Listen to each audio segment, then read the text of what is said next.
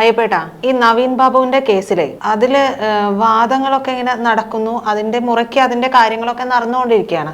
CBI വരും എന്ന് ഇങ്ങനെ പറഞ്ഞുകൊണ്ടേയിരിക്കുന്നു. പക്ഷെ അതിനെ തുടർന്നുള്ള ബാക്കി കാര്യങ്ങളൊന്നും അങ്ങ് സെറ്റാവാത്ത രീതിയിലുണ്ട്.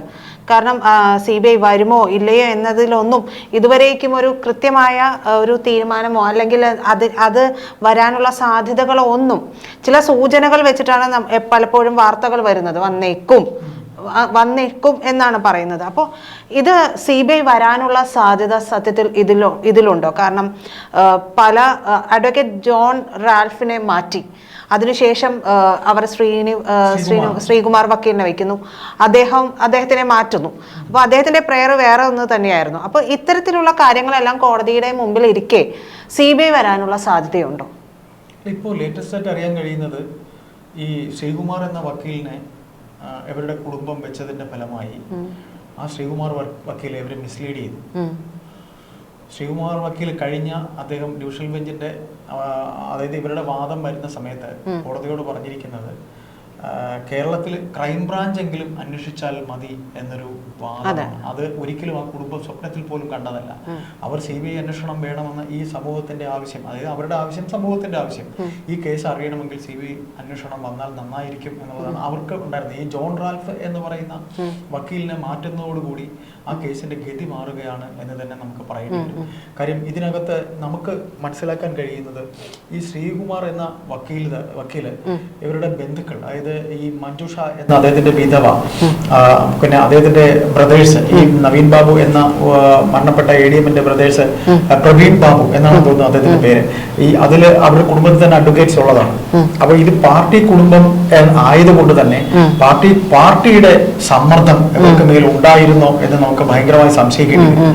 കാര്യം ഒരു വലിയ പാർട്ടി, കേരളം ഭരിക്കുന്ന പാർട്ടി, അപ്പോൾ CPM എന്ന ഈ പാർട്ടിയിൽ നിന്ന് വളരെ വലിയ സമ്മർദ്ദം വരുമ്പോൾ ഇത് പാർട്ടി തന്നെ ഇടപെട്ട് ആക്കിയ ഒരു വക്കീലാണ് ശ്രീകുമാർ.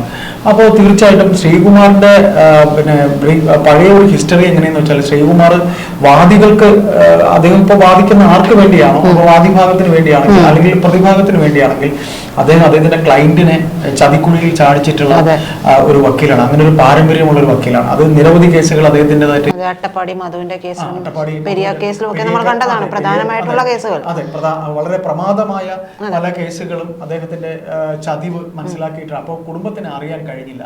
ഒരുപക്ഷെ അദ്ദേഹത്തിന്റെ ബ്രദേഴ്സിന് ചിലപ്പോൾ അറിയാൻ കഴിഞ്ഞിട്ടുണ്ടാവും, അവരിത് വെളിയിൽ പറഞ്ഞിട്ടുണ്ടാവില്ല.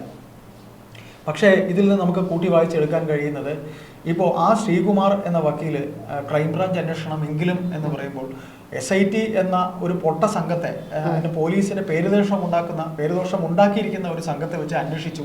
അത് എങ്ങും എത്തിയില്ല. അങ്ങനെ എങ്ങും എത്താതിരിക്കുമ്പോൾ ഒരിക്കലും അദ്ദേഹത്തിന്റെ കുടുംബം ക്രൈംബ്രാഞ്ചിന് വേണമെന്ന് ഒരിക്കലും പറയില്ല. അപ്പോൾ അത് അവരെ അതിശയപ്പെടുത്തി. അങ്ങനെ വന്നപ്പോൾ അദ്ദേഹത്തിന് ശ്രീകുമാർ നീതിക്ക് നിരക്കാത്ത രീതിയിൽ കോടതിയെ തെറ്റിദ്ധരിപ്പിച്ചു എന്നതുകൊണ്ട് അദ്ദേഹത്തിന്റെ വക്കാലത്ത് അവർ ഒഴിഞ്ഞു. പക്ഷേ ശ്രീകുമാറിന്റെ പ്രേതം ഇപ്പോഴും അവിടെയുണ്ട്. ശ്രീകുമാർ പറഞ്ഞ കാര്യം ഇപ്പോഴും ഒരു വെള്ളിടി പോലെ, അല്ലെങ്കിൽ ഒരു വലിയ തട പോലെ അവരുടെ CBI അന്വേഷണത്തിന് ഒരു വലിയ വിലങ്ങ് തടിയായിട്ട് നിൽക്കുന്നതായിട്ടാണ് റിപ്പോർട്ട് വരുന്നത്. കാര്യം രാംകുമാർ എന്ന പ്രഗത്ഭനായ അഡ്വക്കേറ്റിനെ അവർ ഏൽപ്പിക്കുന്നതിൽ, അല്ലെങ്കിൽ പ്രഗത്ഭനായ ചതിക്കാത്ത ഒരു അഡ്വക്കേറ്റിനെ ഏൽപ്പിക്കുന്നതിൽ കുടുംബം വൈകിപ്പോയി. കുടുംബം വൈകിയത് ശരിക്കും ഈ സർക്കാരും അവരെ ചൂഷണം ചെയ്യുന്നവരും അത് ചൂഷണം ചെയ്തു എന്ന് തന്നെ വേണം നമുക്ക് മനസ്സിലാക്കാൻ. അപ്പോൾ ഈ രാംകുമാർ വക്കീല് ഈ കേസ് ഏറ്റെടുത്ത ശേഷം ഹൈക്കോടതിയിൽ എന്താണ് ഇതുവരെ നടന്നത് എന്നൊരു റിപ്ലൈ ചോദിക്കുമ്പോൾ അവർക്ക് കിട്ടുന്നത് സ്പോക്കൺ നോ ചേഞ്ച്, അതായത് സംസാരിച്ചിരിക്കുന്നതിൽ ഒരു മാറ്റവും, അല്ലെ, സ്പോക്ക് നോ ചേഞ്ച്, അങ്ങനെയാണ് മെയിലിൽ വന്നിരിക്കുന്നത്. അപ്പൊ പറഞ്ഞിരിക്കുന്ന കാര്യത്തിൽ ഒരു മാറ്റവും ഇല്ല എന്ന് പറയുമ്പോൾ ഇനി ഈ വിധിയിൽ പറയാനുള്ളത് ചിലപ്പോൾ ക്രൈംബ്രാഞ്ച് അന്വേഷണം ആവട്ടെ എന്നാണെങ്കിൽ വെള്ളിടി തന്നെയാണ് വീഴുന്നത്. അതായത് ഇദ്ദേഹത്തിന്റെ സഹോദരന്മാർ അഡ്വക്കേറ്റ് ആണ്, അതായത് നല്ല വിദ്യാഭ്യാസമുള്ള കുടുംബത്തിലെയാണ് അദ്ദേഹം. അപ്പോൾ ഈ സഹോദരൻ അഡ്വക്കേറ്റ് ആയിരിക്കെ തന്നെ ഈ ചേട്ടൻ പറഞ്ഞതുപോലെ ഈ CPM എന്ന് പറയുന്ന ഈ ഒരു വലിയൊരു പാർട്ടി അവരുടെ ഭരണത്തിലിരിക്കുന്ന പാർട്ടി കൂടിയാണ്. മാത്രമല്ല അവരുടെ പ്രതികാരം നടപടികൾ ഉൾപ്പെടെ ഇവർക്ക് കൃത്യമായിട്ട് അറിയുന്നത് തന്നെയാണ്. ഒരു പക്ഷേ ഈ കുടുംബത്തെ തന്നെ അവർ ഭീഷണിപ്പെടുത്തിയിട്ടുണ്ടാകാനുള്ള സാധ്യത അത് പലതരത്തിലുള്ള സമവായം അതെ. അപ്പോൾ അത്തരത്തിലുള്ള ഭീഷണികൾ വന്നിട്ടുണ്ട്. അതായത് ഇവര് പറയുന്നത് ചിലപ്പോൾ നേരിട്ട് പോയി കത്തി വെച്ച് വള്ളക്ക് വെച്ചിട്ടായിരിക്കില്ല പക പറയാ, അതല്ല പറയുക.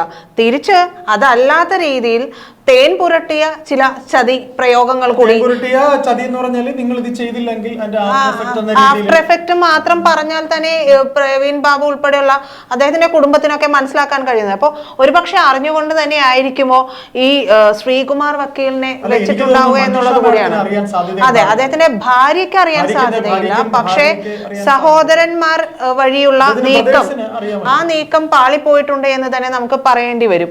അപ്പോൾ അത്തരത്തിൽ ഉള്ള കാര്യങ്ങൾ വരുമ്പോൾ ഈ ടു ബി, അതായത് സ്പോക്ക് നോ ചേഞ്ച് എന്നാണല്ലോ പറഞ്ഞിരിക്കുന്നത്. അതുകൊണ്ട് തന്നെ ചേട്ടൻ പറഞ്ഞതുപോലെ ക്രൈംബ്രാഞ്ച് അന്വേഷണത്തിന് മാത്രം ഉതകുന്ന തരത്തിലുള്ള കാര്യങ്ങളായിരിക്കും ശ്രീകുമാർ വക്കീൽ എന്തായാലും പ്രയർ ചെയ്തിട്ടുണ്ടായിരുന്നു. അതപ്പോ ഇനി വരുന്നത് ഇത്തരത്തിലുള്ള കാര്യങ്ങൾ വരുമ്പോൾ ഈ കേസ് ഡയറി എന്ന് പറയുന്ന ഒരു പ്രധാനപ്പെട്ട കാര്യമാണ്. അതായത് ഈ കേസ് ഡയറി ഒരു പക്ഷേ അത് സത്യത്തിൽ വലിച്ചു ചാടേണ്ട ഒരു കാര്യമായിട്ട് ഇവരുടെ മുമ്പിൽ ഇടുത്തി പോലെ നിൽക്കുകയാണ്. കാരണം ഈ കേസ് ഡയറിയിൽ തട്ടിയിട്ടാണ് ഇതുവരെ ഉള്ള കാര്യങ്ങളെല്ലാം CBI അന്വേഷണം വേണമോ എന്നുള്ള രീതിയിൽ നിന്ന് വഴി മാറി പോയിട്ടുള്ളത് തന്നെ. അപ്പോൾ ഒരുപക്ഷെ ഇനിയെങ്കിലും കാര്യങ്ങളൊക്കെ തിരിച്ചറിയുകയാണെങ്കിൽ ഈ കേസ് ഡയറി തന്നെ ഒരുപക്ഷെ മാറ്റി, അതായത് വീണ്ടും ഒരു പുനരന്വേഷണം നടത്തേണ്ട ഒരവസ്ഥയിലേക്ക് കാര്യങ്ങൾ പോകുമോ എന്നുള്ളതാണ് ഞാൻ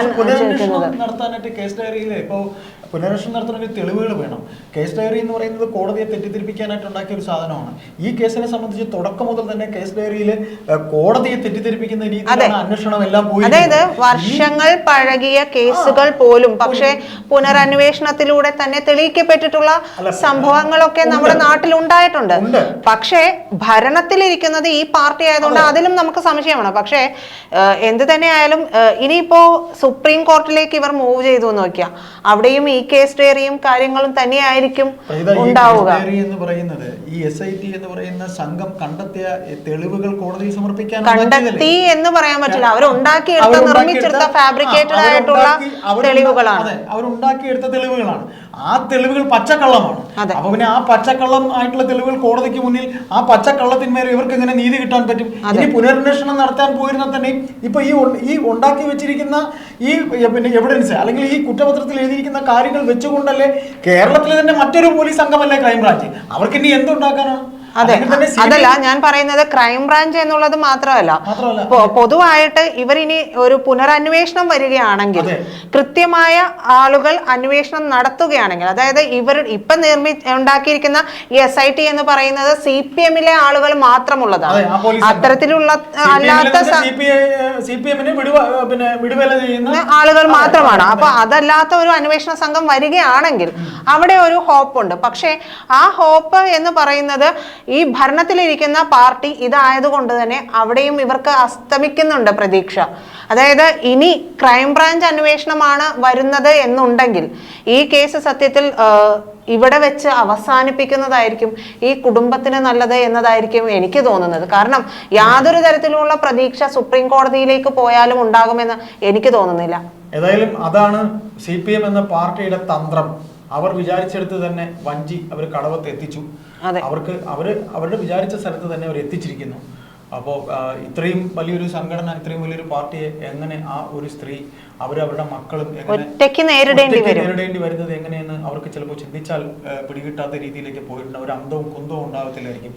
അപ്പോൾ അതുകൊണ്ട് ഇത് മറ്റൊരു ആന്തൂർ സാജൻ കേസായി തന്നെ ഇത് അവസാനിക്കാനാണ് സാധ്യത എന്നാണ് വളരെ സങ്കടത്തോടെ പ്രേക്ഷകരോട് നമുക്ക് പറയാനുള്ളത്.